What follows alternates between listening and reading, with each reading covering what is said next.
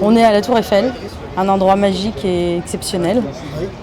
Pour moi, les 2 jours ont été un tsunami. Ça a été comme si j'avais intérieurement un champ de bataille.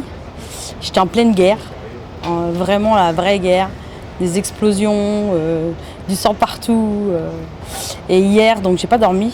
Ça a été une nuit très compliquée. Et au petit matin, j'ai eu l'impression d'avoir la guerre était terminée, champ de ruines, et je pouvais enfin voir l'horizon.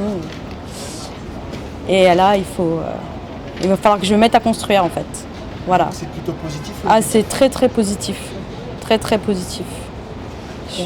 Je regrette pas mon investissement.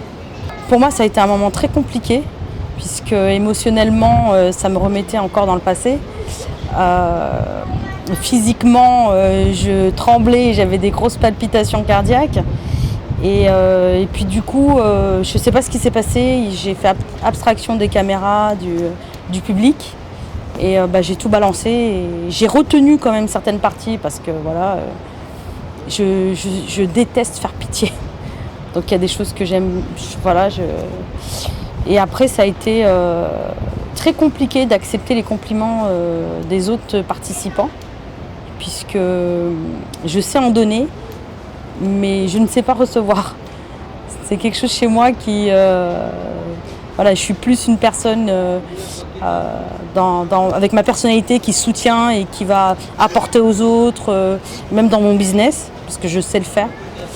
Mais c'est vrai que là, j'ai pris un putain d'uppercut en fait. On a chacun en fait ce qu'on voudrait pas montrer, parce que j'ai une histoire très très compliquée où j'ai dû tout le temps me justifier, prouver mon innocence. C'était une bataille. Et c'est vrai que j'ai toujours marché à la tête haute et qu'on m'a mis une étiquette d'une femme très froide, très hautaine.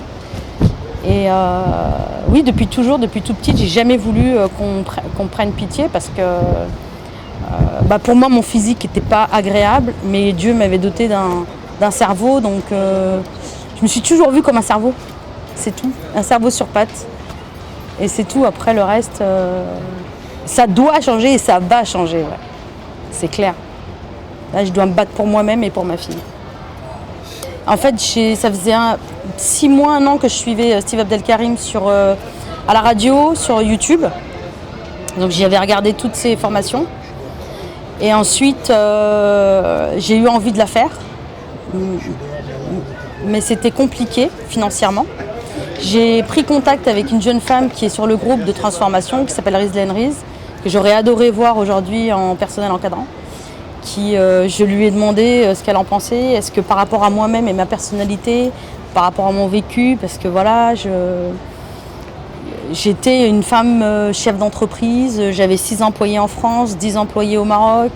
J'ai navigué avec énormément d'hommes fortunés au Maroc, où je faisais des affaires avec eux. Et là, je me retrouve RSA, sans rien, plus du tout crédible, parce que voilà, on m'a accusée d'être une terroriste, d'avoir détourné, on m'a accusée de tellement de choses, qu'elle m'a dit, tu sais quoi, les gens de personnel, c'est pour toi, donc bouffe des patates, mange pas, donne à manger à ta fille, mange pas, mais fais les gens de personnel.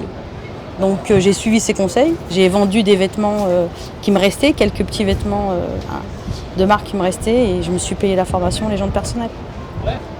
Aucun regret, zéro. Non. Non, pas du tout. Non, je le connaissais pas. Après, j'ai beaucoup prié Dieu pour qu'il mette quelqu'un, quelque chose, un truc sur ma route pour que je me relève. Je pouvais pas continuer. J'ai perdu mon père, j'ai ma maman à charge, j'ai ma fille à charge, je suis l'aînée de 6 enfants.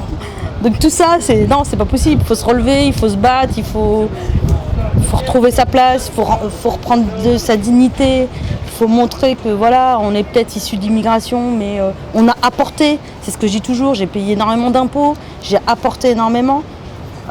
Aujourd'hui, je ne peux pas rester sur la touche, sur le bas-côté. J'ai voulu être salariée, mais ça ne me correspond pas. Donc j'étais obligée de remonter. La chose la plus importante que j'ai retenue, c'est il ne faut pas attendre que quelqu'un nous sauve, en fait. ni un mari, ni un conjoint, ni une personne. En fait, j'ai retenu qu'on peut se sauver soi-même. Et le plus tôt est le mieux. Parce que les années passent trop vite.